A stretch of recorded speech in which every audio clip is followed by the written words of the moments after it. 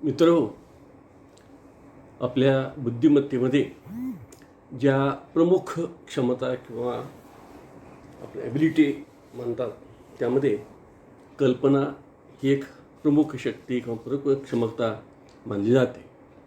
आता ही जी क्षमता आहे किंवा ही जी ॲबिलिटी आहे, ही काय आहे आणि कशा आपल्याला कल्पना सुचतात? आपण पाहतो एखादा मनुष्य असतो की तो कविताच करतो, एखादा मनुष्य असतो तो चित्रामध्ये वेगळ्या कल्पना मांडतो. आपल्याला आपण एक सामान्य मनुष्य म्हणून सुद्धा आपल्या वेगळ्या कल्पना सुचत असतात. या कल्पना सुचतात कशा? आपल्याला काही काही पाठीमागे त्याचे काय आधार असतो का? का असं ॲट रँडम सुचत असतात? तर ह्याचा उहापोह आपण या टॉपिकमध्ये करणार आहोत. तर त्या कल्पनेमधला एक भाग जो असतो तो म्हणजे प्रतिमाबोधन, म्हणजे त्याला आपण इंग्रजीमध्ये इमेजरी असं म्हणतो. त्या प्रतिमा म्हणजे तरी काय? तर एखाद्या वस्तूच्या अभावामध्ये ती वस्तू आपल्याला त्याचं जाणवणं, म्हणजे आपण एखादी गोष्ट पाहिली असते पूर्वी, गुलाबाचं फूल पाहिलेलं आहे आणि आत्ता ते फूल माझ्यासमोर नाही, पण मला गुलाबाचं फूल म्हटल्याबरोबर माझ्या डोळ्यासमोर मी जे फूल पाहिलेलं असतं तशी एक प्रतिमा तयार होते. म्हणजे आपण पाहिलेले असेल किंवा एखादा आपण समजा आपण पाहिलं की मोगऱ्याचा वास घेतलेला असेल पूर्वी आणि आता आपण कुठं गेलो आणि वास आला आपल्या, अरे मोगऱ्याचं फूल कुठं दिसतंय, तर मोगऱ्याचा वास यायला लागला मला, असं आपण म्हणतो. याचा अर्थ असा, इथं आता मोगऱ्याचा वास मोगरा नसताना सुद्धा त्या मोगऱ्याचा वास कधीतरी पूर्वी आपण अनुभवलेला आहे. तो त्याची जाणीव आत्ता होणं, म्हणजे त्याचीही प्रतिमा तयार होते. म्हणजे या ठिकाणी जसं केवळ प्रतिमाच नाही, म्हणजे डोळ्याने दिसणारीच गोष्ट नव्हे, तर प्रत्यक्ष ज्याला गंध म्हणतो आपण किंवा वास म्हणतो, याची देखील प्रतिमा असेल. तसंच समजा या ठिकाणी आपण म्हणतो की समजा आपण एका पाहुण्यांच्या घरी गेलो आणि थोडंसं त्यांनी श्रीखंड केले जेवतात आणि तुम्ही जेवायला लागलात आणि तुम्हाला लक्षात येतं की श्रीखंड थोडं, तुम्ही म्हणता की आंबट आहे थोडं. याचा अर्थ असा असतो की पूर्वी श्रीखंड म्हणजे काय ह्याची एक चव तुमच्या डोक्यात बसलेली आहे, ती प्रतिमा तयार झाली असते आणि त्या प्रतिमेच्या आधारानं आत्ताचा जो तुम्ही अनुभव घेत असता त्याची तुम्ही तुलना करता. म्हणजे या ठिकाणी जसं आपण म्हणलं की जे डोळ्याने दिसतात अशा वस्तू ज्या असतील त्याची देखील प्रतिमा तयार होते. जसं आपण वास घेतला असता पूर्वी त्याची देखील प्रतिमा तयार होते. ज्याची आपण चव घेतली असते त्याची प्रतिमा तयार होते. अशा वेगळ्या जेवढी ज्ञानेंद्रिय आहेत आणि त्या ज्ञानेंद्रियानं जे अनुभव पूर्वी घेतले असतात तशा तेवढ्या प्रतिमा तयार होत असतात. आता ह्या ज्या प्रतिमांचे जे प्रकार आहेत, साहजिकच आहे पहा की जेवढे काही ज्ञानेंद्रिय आहेत आणि त्या ज्ञानेंद्रियाच्या प्रमाणे त्या प्रतिमा तयार झाल्या असतात. म्हणजे आता या ठिकाणी पहा की आपण कुठलेली पाहिलेली वस्तू, मग अशी म्हणलं मला की गुलाबाचं फूल पाहिलेलं आहे किंवा अमुक विशिष्ट वस्तू पाहिलेली आहे आणि मग ती वस्तू दिसणं आता आपल्या डोळ्यासमोर नसताना, ती प्रत्यक्ष वस्तू डोळ्यासमोर नसताना सुद्धा केवळ त्या वस्तूचं नाव काढलं तरीसुद्धा आपल्या डोळ्यासमोर ती वस्तू उभा राहते. त्याला म्हणायचं आपण दृक्प्रतिमा. तसंच प्रतिमा, म्हणजे पूर्वी आपण ऐकलेलं गाणं असतं आणि तो आवाज आत्ता आपण म्हणतो, अरे हा मग लगेच लता मंगेशकरचा आवाज नाही, हा आशा भोसलेंचा आवाज आहे. याचा अर्थ असा असतो की आशा भोसलेचा आवाज तुम्ही ऐकलेला असतो, लता मंगेशकरांचा आवाज ऐकला असतो आणि आत्ताच तुम्ही या ठिकाणी तुम्ही जो अनुभव घेत असता त्यावेळा तुम्हाला लक्षात येतं की हा आशा भोसलेचा अनुभव आहे किंवा आशा भोसलेंचा आवाज आहे. म्हणजे या ठिकाणी श्रुतिप्रतिमा तयार झालेली असते आणि त्या श्रुतिप्रतिमेच्या आधाराने आपण या ठिकाणी तुलना करत असतो.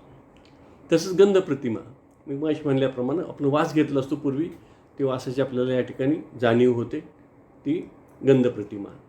तसंच स्वादप्रतिमा, पूर्वी खाल्लेल्या पदार्थ असतील, चव असेल, कुठलीही तुमची चव असेल ती चव आठवणे. एखादी गोष्ट तुम्हाला तिखट आहे, अमुक आहे, अरे हा पिझ्झा कसा असतो, पिझ्झाची चव डोळ्यात लगेच आपल्याला, अरे हे पिझ्झा आहे. म्हणजे आपण समजा एखादी अशी कल्पना करू आपण थोडं की डोळे झाकून आपण एखादा पदार्थ खायला लागलो तरीच आपल्याला लक्षात की तो पदार्थ कोणता आहे. तर ते तुम्ही डोळे जे झाकलेले असले तरी तुमची जी स्वादप्रतिमा तयार झालेली असते त्या प्रतिमेच्या आधारानं तुम्ही आत्ताची ओळखता बसतो की तो पदार्थ कोणता आहे.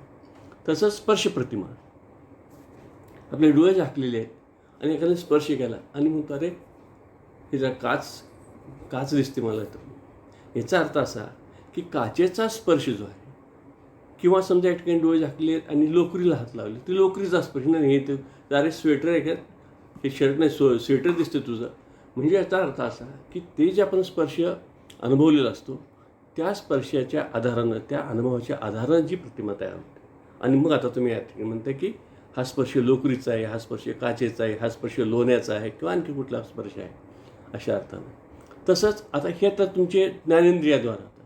पण आणखी काय गोष्टी असतात, औष्णिक प्रतिमा म्हणजे पूर्वी अनुभवली उष्णता आता अनुभवणं. म्हणजे पहा कसं, एक साधी गोष्ट आहे, आपण आंघोळीला जातो आणि आंघोळीला गेल्यानंतर आपण असं म्हणतो की अरे किती कडक पाणी दिले मला.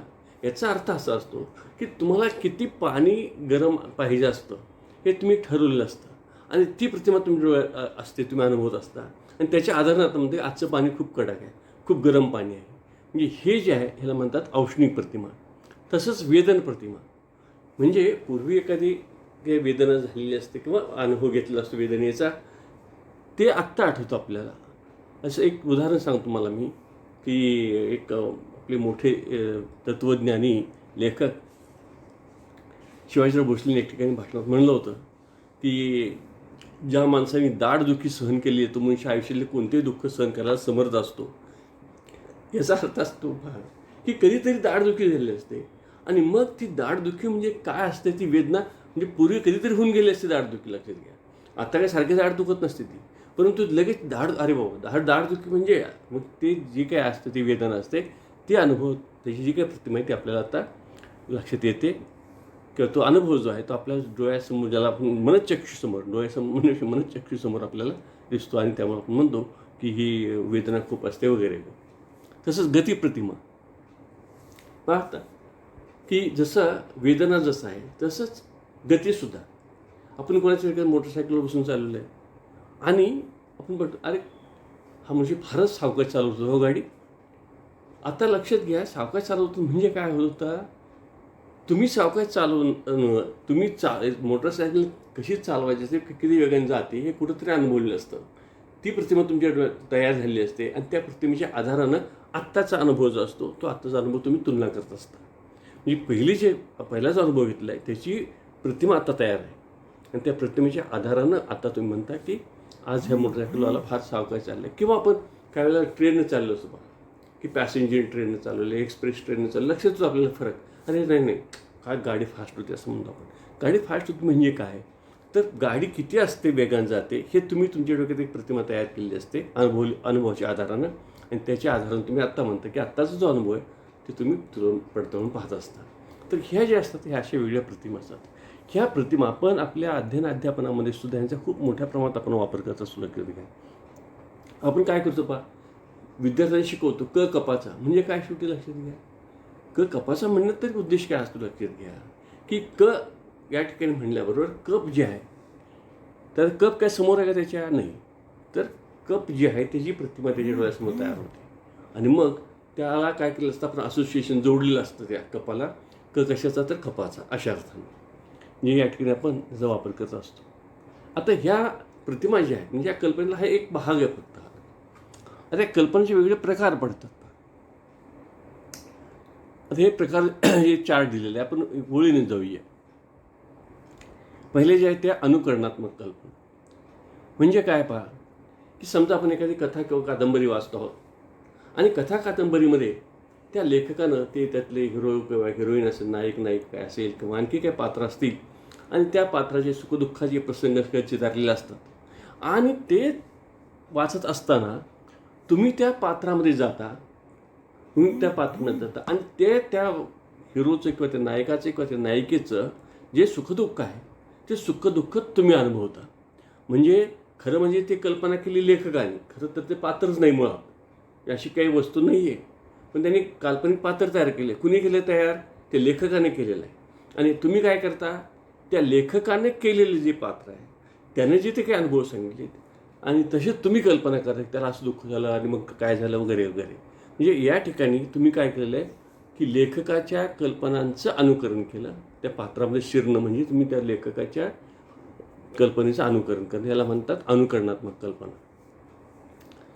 दुसरा जो असतो तो क्रिएटिव्ह किंवा सृजनात्मक कल्पना म्हणजे ही झालं अनुकरणात्मक, म्हणजे दुसऱ्याचं आपण अनुकरण केलेलं आहे, मी नाही ठरवलेलं आहे, तर दुसऱ्याने सांगितलं तर मी घुसलो त्या कल्पनेमध्ये. आता इथं दुसरं ते क्रिएटिव्ह म्हणजे कल्पना. आता ह्या सृजनात्मक कल्पना म्हणजे स्वतः केलेल्या कल्पना. आता ह्या स्वतः केलेल्या कल्पनेमध्ये सुद्धा दोन भाग पडतात.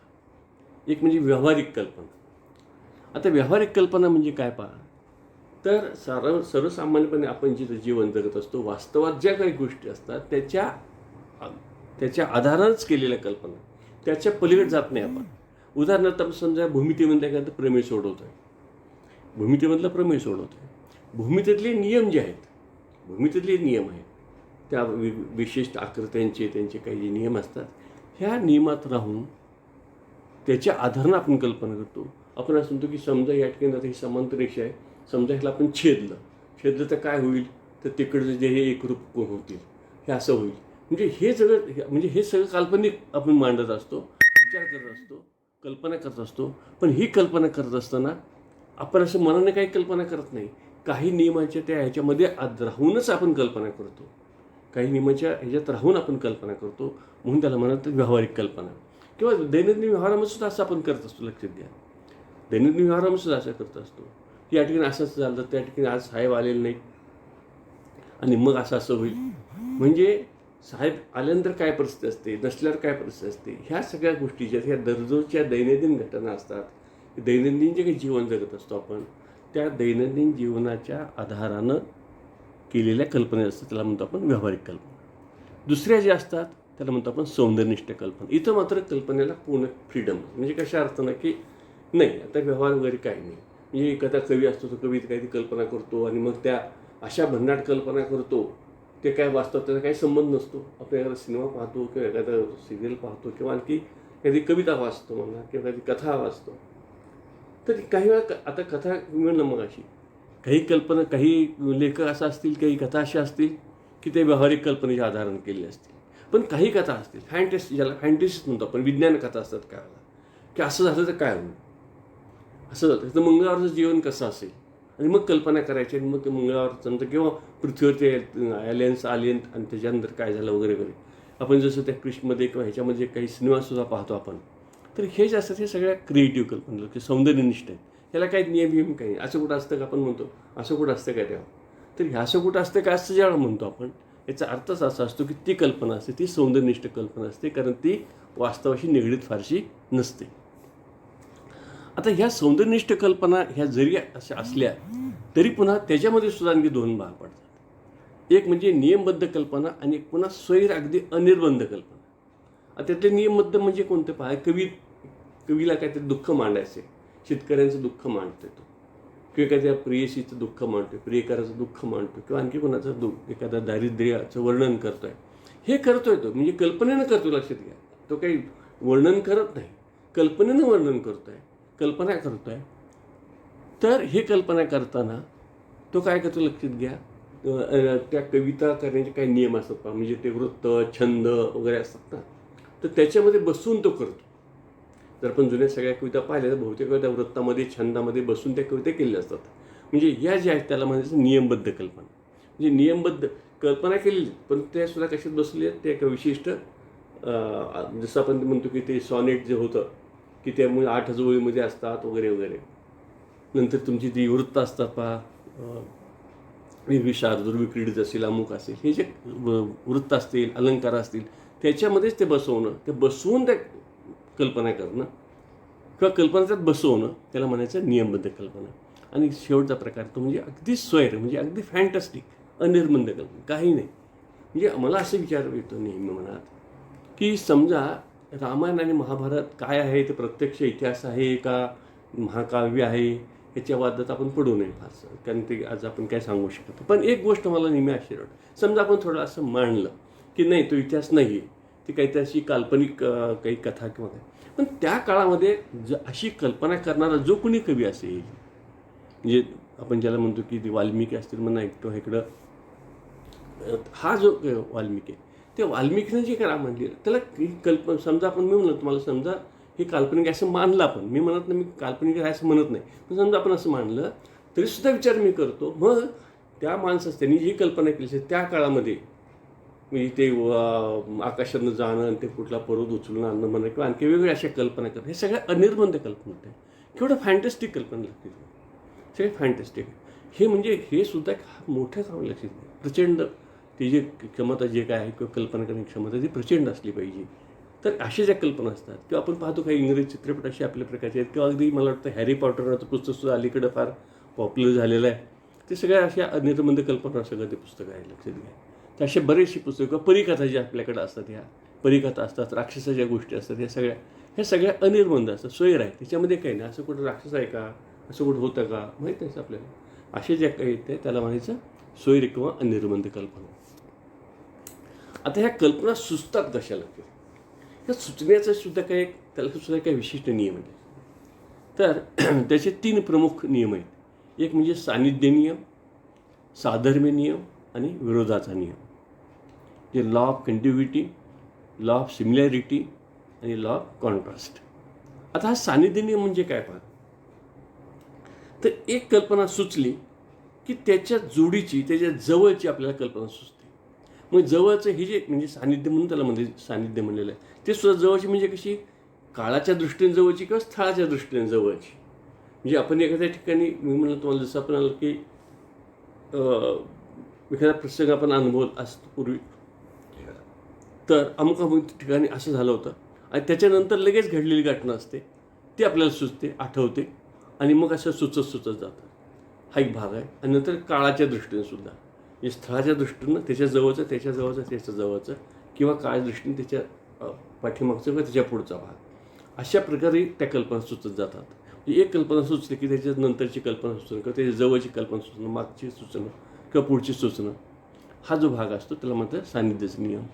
ह्याच्या उलट साधर्म्य नियम, म्हणजे एक कल्पना सुचली की त्याच्यासारखी दुसरी सुचणं. म्हणजे आता मी म्हटलं तुम्हाला एक गमतीशीर होतं, ह्याला प्रयोगसुद्धा सांगितलं होतं पहा, की असं म्हणलं की बा मी तुम्हाला एक शब्द देत होतो, तुम्ही त्याला मला प्रतिशब्द द्या. मी म्हणलं की सूर्य, म्हणजे तुम्ही म्हणता चंद्र. आता यात काय साधर्म्य आहे, तर दोन्ही आकाशात आहे, दोन्ही आकाशात, हे त्यातलं साधर्म्य लक्षात घ्या. आता या ठिकाणी तसं किंवा असं म्हणलं मी की चंद्र, कोणतं म्हणलं की चांदण्या, तर मग काय होईल, सान्निध्याचा नियम होईल. म्हणजे स्थल सान्निध्य, चंद्र आणि चांदण्या हे झालं स्थल सान्निध्य. म्हणजे या ठिकाणी मी ज्यावेळेला किंवा मी असं म्हणलं की दिवस, प्लस तुम्ही काय म्हणलात की रात्र, म्हणजे या ठिकाणी काय झालं, विरोधाचा नियम झाला पहा. म्हणजे या ठिकाणी कल्पना काय सुचली, मी तुम्हाला म्हणतो की कुठलाही शब्द सांगा म्हणत तुम्हाला मी, पण तुम्ही काय दिला तुम्हाला प्रतिशब्द, दिवस म्हणल्याबरोबर रात्र दिलात. याचा अर्थ असा झाला की मी जे बोललो की जो चेतक आहे आपला शब्द, त्याला बरोबर विरोध असणारी आपल्याला कल्पना सुचते. म्हणजे कल्पना सुचताना सान्निध्यानं, साधर्म्यानं आणि विरोधानं, आणि हे त्याचे प्राथमिक 3 नियम आहेत. त्याचे काही साहचर्याचे दुय्यम नियम आहेत. एक तर लॉ ऑफ प्रायमसी, म्हणजे जे अगदी पहिल्यांदा घडते घटना ते आपल्याला पटकन सुचते, आठवते लगेच. म्हणजे मला असं म्हणलं की बा शाळेचा पहिला दिवस म्हणा किंवा तुमच्या व्यावहारिक जीवनातला विचार केला, समजा विवाहानंतरचा पहिला दिवस असेल म्हणा किंवा तुमच्या नोकरीचा पहिला दिवस असेल म्हणा, की मग त्यावेळेला ते सगळं सुचतं की अरे असं होतं, त्यावेळेला असं झालं होतं, तसं झालं होतं. आणि अशा ज्या कल्पना सुचत जातात, त्या आठवत जातात, तरी प्राथमिकता. नंतर नवीनता नियम, ह्याच्या उलट लागते. म्हणजे अगदीच अलीकडचं घडलेलं, म्हणजे अगदी रिसेंट लेटेस्ट घडलेली असते घटना, त्याच्या संदर्भात कल्पना सुचतात. एखादी घटना लेटेस्ट जी घडलेली असते नुकतीच, त्याच्या संदर्भातल्या कल्पना सुचत जातात, त्याचं म्हणायचं नवीनता नियम. तसंच वारंवारता नियम, म्हणजे ज्या घटना किंवा ज्या गोष्टी अशा वारंवार घडत जातात आणि त्यामुळं काही आपल्या कल्पना सुचत जातात, वारंवार घडणाऱ्या घटनामुळे. तसंच प्रबलता नियम, म्हणजे की जो अनुभव आपण प्रबलतेने घेतला असतो किंवा एखादा प्रबळ अनुभव असतो, तर तो आपल्यावर खूप परिणाम करतो आणि मग त्यामुळं आपल्याला काही कल्पना सुचतात. तर ते जे आहे त्याला म्हणायचं प्रबलता नियम. आणि काही मनोवृत्तीचा नियम, म्हणजे तुमचा जो माइंड स्टेट असतो, तुमचा एक मनाचा जो स्टेट तयार असतो आणि त्याच्यामुळं काही कल्पना सुचतात. म्हणजे उदाहरणार्थ काही लोकांची धार्मिक वृत्ती असते आणि मग त्यांना काय होतं की त्या धार्मिक वृत्ती ज्या लोकांची असते त्यांना मग ते कुठेतरी उंबरात झाड असतं, त्याच्यामध्ये झाडात त्यांना काहीतरी दत्त दिसले, कुठेतरी कुरतडले असतं ते किड्यानं, ते झाडाचं त्याला त्यात आकृती दिसते, मग त्याला ते दिसतं. किंवा मग लहान मुलं असतात किंवा तुम्हाला एखादा माइंडसेट असतो की थोडासा कलावंताचा माइंडसेट असतो, त्याला ढगामध्ये मग ते कुठे हत्ती दिसतो, कुठं हरिण दिसतं किंवा आणखी काय असं जे असतं, तुमचा जो माइंडसेट आहे ते माइंडसेटप्रमाणे काय आपल्याला कल्पना सुचत जातात. आता हे सगळे जरी नियम असले तर मग आपला संबंध कुठं लक्षात येईल. तर कल्पनाशक्ती ही जरी आपण असं म्हणलं की ही बाय बर्थ असली तरी हिचा आपल्याला विकास करता येतो. लक्षात घ्या, ह्याला विकासाला संधी द्यावी लागते, त्यासाठी प्रयत्न करावे लागतात.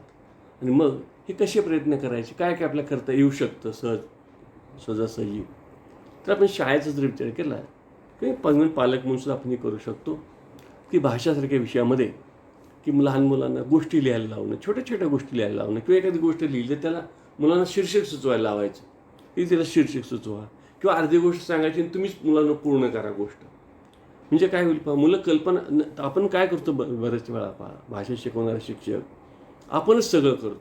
आपणच गोष्ट लिहितो, आपणच त्याला शीर्षक सांगतो, आपणच ही गोष्ट पूर्ण करतो, आपण त्याचं तात्पर्य काढतो आणि मुलांना सगळं लिहून घ्या किंवा ऐका आणि पुन्हा ते आठवा, असा प्रकार साधारणपणे आपला असतो. याऐवजी आपण काय केलं पाहिजे, मुलांना गोष्टी लिहायला संधी देणं. समजा तो वयोगट जरा थोडासा खालचा असेल तर ठीक आहे, मुलांना ही गोष्ट आहे, तुम्ही काय शीर्षक द्याल, ठीक आहे ना, चुकू देत त्यांचे शीर्षक, पण त्याला बघू द्या ना, शीर्षक सुचवू देत त्यांना.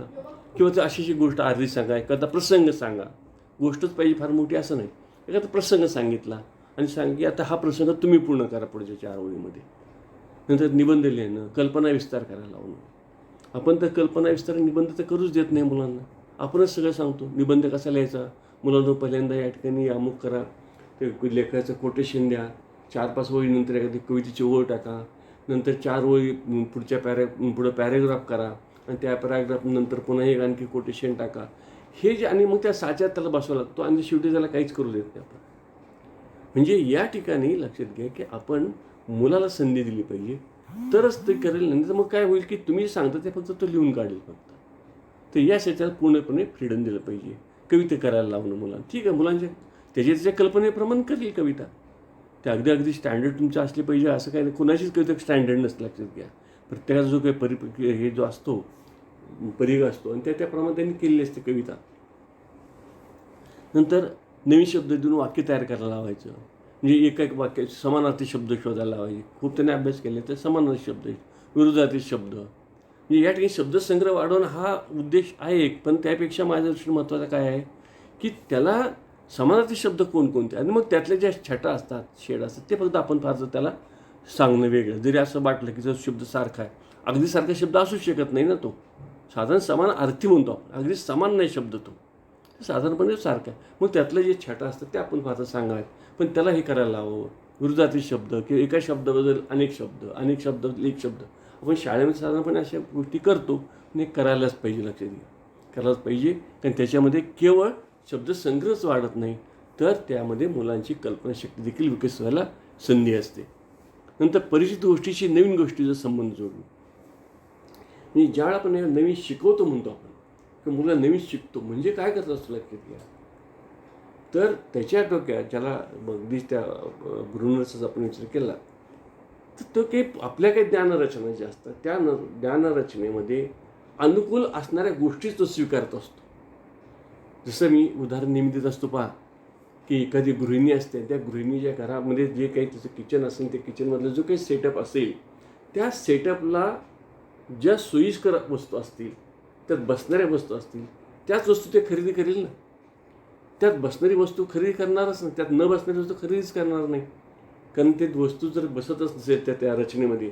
तसंच आहे की प्रत्येकाची काही ज्ञानरचना असते, पूर्वानुभव जे असतात, आणि त्या पूर्वानुभव झालेली ज्ञानरचना असते, त्याला सूट होईल अशीच कल्पना तो स्वीकारतो, अशीच माहिती तो स्वीकारत असतो. आणि म्हणून मग या ठिकाणी शिक्षकाने लक्ष द्यावं लागतं. लक्षात घ्या, शिक्षकाने लक्ष द्यावं लागतं की नवीन काय ह्यातलं हे कुठल्या जुन्याशी कशी जोडलं जात आहे, की असं आपण संबंध जोडणं अत्यंत आवश्यक असतं. नंतर विज्ञानामध्ये विद्यार्थ्यांना वैज्ञानिक उपकरणं हाताळू देणं, नंतर त्यांना प्रत्यक्ष उपकरण तयार करायला लावणं, प्रयोग करायला देणं, शाळेमध्ये त्याची प्रदर्शनं भरवणं. आणि कल्पनासुद्धा काय अगदीच आपण सगळे स्वैरकल्पनावाले अगदी ओरिजिनॅलिटी असं नाही. लक्षात घ्या, काही वेळा आपण अनुकरणात्मक मगाशी तो भाग बघितला आपण, अनुकरणात्मक कल्पना, तसं येतं सुद्धा होतं की एखादं त्यांनी मॉडेल पाहिलं असतं, तो काय करतो त्याच्या अगदीच त्याला नवीन काय सुचेल असंही नाही, परंतु त्याच्यामध्ये त्याला दुसरं सुचेल की ह्या मॉडेलऐवजी ह्यात आपण जर आणि ही अशी भर घातली तर आणखी वेगळं मॉडेल होऊ शकेल. म्हणजे अशा पद्धतीचं तो पुन्हा कल्पना करत जातो. आणि म्हणून यासाठी त्याला भरपूर असे अनुभव दिले पाहिजेत की ज्या अनुभवाच्या आधाराने त्याला वेगवेगळ्या कल्पना सुचतील. म्हणजे कल्पना सुचण्यासाठी मुळात म्हणजे त्याला प्रचंड असे अनुभव देणं अत्यंत आवश्यक आहे. बऱ्याच वेळा आपण काय करतो पहा, जेव्हा मुलांना सहलीला घेऊन जातो, मग सहलीला घेऊन गेल्यानंतर सुद्धा आपण काय करतो की आपणच त्याला सगळं सांगतो की एक कोणतरी आपल्याकडं गाईड येतो, तो गाईड सगळं सांगतो आणि आपण ऐकतो ते सगळं. तर मुलांना काय संधी दिली पाहिजे, मुलांना निरीक्षण करायला संधी दिली पाहिजे, मुलांना कल्पना करायला लावली पाहिजे की या ठिकाणी काय असलं पाहिजे, कसं असलं पाहिजे. म्हणजे मग या ठिकाणी म्हणत मग जेवढा तुम्ही जास्त अनुभव द्याल तेवढं त्याची कल्पनाशक्ती विकसित व्हायला त्याला जास्त संधी मिळेल. तसंच विद्यार्थ्यांना सातत्यानं विचारप्रवर्तक प्रश्न विचारले पाहिजेत. बऱ्याच वेळा आपण शिक्षक म्हणून काय करतो की साधारणपणे शाळेमध्ये चांगला आपण अभ्यास करतो, चांगल्या विद्यार्थ्यांना शिकवायचा प्रयत्न करतो, सांगण्याचा प्रयत्न करतो, समजावून देण्याचा प्रयत्न करतो. पण बऱ्याच वेळा आपण करतो, मुलाला काही करायला देत नाही आपण. हा तिथली अडचण असते तिथे. म्हणून त्यापेक्षा मुलाला विचारपूर्वक करा, प्रश्न करा. अगदी लहान शाळेतली मुलं जर असतील, लहान मुलं, समजा असं झालं तर ह्याच्याविषयी असं झालं तर काय झालं असतं, लक्षात घ्या. एखादी घटना सांगितली, इतिहासातला प्रसंग असेल म्हणा, विज्ञानातली गोष्ट असेल म्हणा, किंवा कुठल्याही भाषेतला एखादा प्रसंग असेल म्हणा, तर असं झालं तर काय झालं असतं. म्हणजे या ठिकाणी आपण असं समजा शिवाजी महाराजांचा इतिहास शिकवतो त्याला, आणि शिवाजी महाराजांनी त्या शाहिस्तेखानाची बोटं त्यांनी ते कट केली. म्हणजे या ठिकाणी समजा या ठिकाणी की शाहिस्तेखान बाहेर पळून जायच्या आत जर शिवाजी महाराज आत आले असते तर काय झालं असतं, तर मग ते सांगतील मुलं की त्यांनी मारलं असतं आत. म्हणजे ते मुलांना सांगून त्यात काय फार मोठं काही नाही कल्पना करायची, सरळ साधी गोष्ट आहे की जर अगोदर आलं असतं त्यांनी अगोदर मारलं असतं. पण हे त्यांना करू देत मुलांना, हे मुलांना सांगू देत. लक्षात तुमच्या. किंवा या ठिकाणी असं म्हणलं आपण की जी काही पावनखिंड आहे त्याच्यामध्ये की ते 5 तोफाचे आवाज आले आणि मग त्यावेळेला त्यांनी प्राण सोडला वगैरे. तर अशा ज्या घटना असतात त्या मुलांना कल्पना करायला हवं की असं झालं असतं काय झालं असतं, अमुक काय जे केलं असतं. तर इतिहासामध्ये असेल, विज्ञानामध्ये सुद्धा आता आपण प्रयोग करतो, आणि प्रयोग करताना आपण काय केलं, ती पात्र ऑक्सिजन तयार करायचं आहे आपल्याला. मग ते आपण वायुपात्र कसं ठेवतो, कार्बन डायऑक्साईड तयार करत असताना आपण कसं ठेवतो, असं ठेवलं तर काय होईल, असं उलटं करून आपण ठेवतो. ऑक्सिजनच्या वेळेला काय करतो, पाण्यात उलटं ते हे करून ठेवतो ना वायुपात्र. त्याच्या ऐवजी समजा आपण असंच ठेवलं तर काय होईल, मग मुलांना सांगू देत नाही सर असं नाही करून चाललं, मुलं सांगतील. मग म्हणजे या ठिकाणी मुलांना असे विचारपूर्वक प्रश्न विचारणं अत्यंत आवश्यक असतं. तसंच विद्यार्थ्यांना विज्ञानकथा, परिकथा, युद्धकथा, साहसकथा ह्या ऐकवल्या पाहिजेत. लक्षात घ्या. म्हणजे काय होईल पहा की विज्ञानकथा असतील म्हणा, परिकथा असतील, युद्धकथा असतील, ह्या ऐकल्या की मी म्हणतो तुम्हाला की ह्याच्यातून त्या कथेमध्ये भर घालतात, त्यात कल्पना करतात की असं झालं. मी अगदी आपल्या ह्या वयात सुद्धा मी परवा ऐकत होतो की ज्यावेळेला इस्रायलचं विमान जेव्हा हायजॅक केलं होतं, आणि ते हायजॅक केल्यानंतर युगांडामध्ये ते ठेवलं विमानतळ, आणि ते विमानतळ त्यांनी विमानतळाचं जे विमान होतं त्यात ते प्रवासी होते, 90 प्रवासी काहीतरी होते, ते प्रवासी त्या इस्रायलच्या लोकांनी सोडून आणले. ही गोष्ट मी त्या यूट्यूबवर त्या क्राईम तकमधून ऐकत होतो. आणि मग मी कल्पना करालो ते कसं केलं असेल त्यांनी, मग ते विमान कसं वर गेलं असेल, मग त्या ठिकाणी वरून त्यांनी ते सगळं निरीक्षण केलं, नंतर त्यांनी ते कशी गाडी आणली असेल. म्हणजे ती एक गोष्ट जी आता खरं मी जे कल्पना करतो तसंच झालं असेल असं नाही, परंतु मी कल्पना करतो ना, त्यामुळं ते ऐकल्यामुळे मी कल्पना सुचते मला ते कल्पना करायला. म्हणून जर कल्पना सुचायची असेल तर अगोदर त्याला तशा प्रकारची विज्ञानकथा असतील म्हणा, परिकथा असतील म्हणा, युद्धकथा असतील, साहसकथा असतील, ऐतिहासिक कथा असतील, ह्या कथा ऐकवल्या पाहिजेत, सांगितलं पाहिजे. तसंच प्रसंगचित्र असतील, ड्रॉईंगमध्ये कल्पनाचित्र काढायला सांगणं. मला आठवतं की शाळेमध्ये मला कदाचित माझ्या पिढीतल्या बहुतेक सगळ्या लोकांची अशीच अवस्था असेल की आम्हाला एक चित्र सांगितलं जायचं की सूर्योदयाचा देखावा काढा. आम्ही आजही मला असं वाटतं की माझ्या वयाचे जे लोक आहेत त्यांना तुम्ही सांगितलं की सूर्योदयाचा देखावा काढा, तर ते काय काढतात पहा. तर एक असे डोंगर काढतात, ते डोंगराच्या बाजूमध्ये एक असं सूर्य काढतात, तिथून वाहणारी नदी काढतात, 2 झाडं काढतात, 2 गायी असे चढलेले असे दाखवतात. आता सोलापूरसारख्या ठिकाणी डोंगर नाही, नदी नाही, काही नाही, पण सोलापूरचा मनुष्य देखील तसंच करतो. आता हे जे का असं होतं, त्याचं कारण असं होतं की आमच्या पिढीमध्ये एक त्या काळात एक ड्रॉइंगचं एक पुस्तक होतं, एकच पुस्तक होतं त्या संपूर्ण महाराष्ट्रात, ड्रॉइंगचं पुस्तक एकच होतं. आणि त्या पुस्तकात सकाळचा देखाव म्हणून ते चित्र छापलेलं होतं. तेच आम्हाला माहीत झालं आणि आम्ही मग तेच काढत गेलो. म्हणजे आम्ही काही कल्पनाच करत नाही की सकाळचं चित्र कसं असेल. मी सोलापूर राहतो, ही कल्पना वेगळी असेल ना, सकाळचं चित्र वेगळं. प्रत्येकाला तसंच दिसली पाहिजे सकाळ, काही नाही. फ्लॅटमध्ये राहणाऱ्या मुलाला सकाळ वेगळं दिसेल, झोपडीत राहणाऱ्या मुलाला वेगळी दिसेल, खेड्यात राहणाऱ्या मुलाला वेगळी दिसेल. तर तसं त्यांनी कल्पना करावी, पण तसं होत नाही. आता अशी आपली जी पद्धत असते. तर म्हणून असं न करता मुलाला कल्पना करू द्यावी. काढ, तुला कसं काढायचं असेल. पावसाळ्यातला एक दिवस काढ, चित्र काढायचे. चिखल काढतोय का, आणखी काय काढतो का, पाऊस पडताना काढतोय का, आणखी काय करतो ते. त्याला ते कल्पनाचित्र काढायला, प्रसंगचित्र काढायला त्याला प्रवृत्त करावं आणि विद्यार्थ्यांना भरपूर वैविध्यपूर्ण अनुभव द्यावेत. असंच आपण मी म्हणून तुम्हाला जर कल्पना सुचायच्या असतील तर भरपूर अनुभव देणं अत्यंत आवश्यक असतं. त्याशिवाय त्याला कल्पना सुचत नाहीत.